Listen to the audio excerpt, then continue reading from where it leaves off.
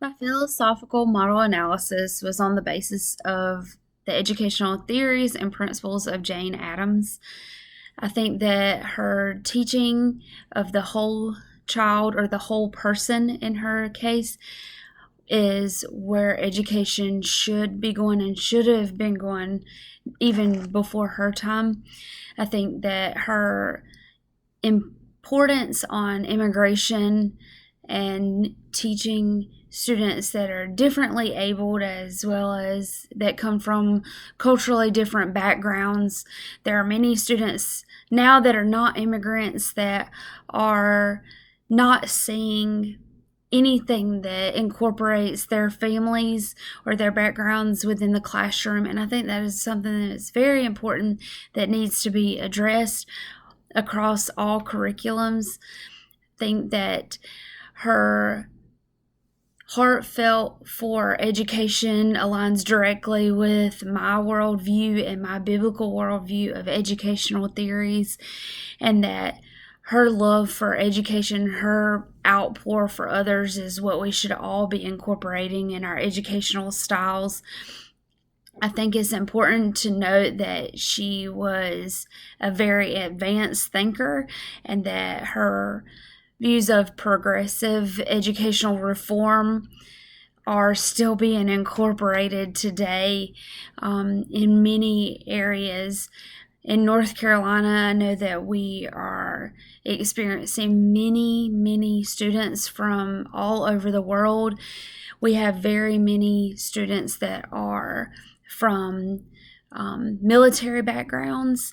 And so, in a classroom where you have students from all over the world that grew up in many different places and have many different heritages that are different, and they have many different learning styles, I think it's important that we teach to the entire child, and that the schools should be aligning their curriculums to incorporate these different things from different backgrounds. And no matter if you are of a low socioeconomic background or of middle and high class, just as Jane Addams thought that her settlement house could change the world, and she could change education and change society by using knowledge that was of a social science. I think it's important to know the students that you are teaching, and that if a student has different abilities or learns differently or comes from a family that has different values, I think it's very important for the educator to make sure that they are aware of all those different things that are going on with their individual students. I know sometimes that is very difficult to approach things like that because many of us, I come from a high school background, so having 80 students as opposed to only 20 students, that is different. But it is our job as a teacher to make sure that we know our students and we know the audience in which we are working with.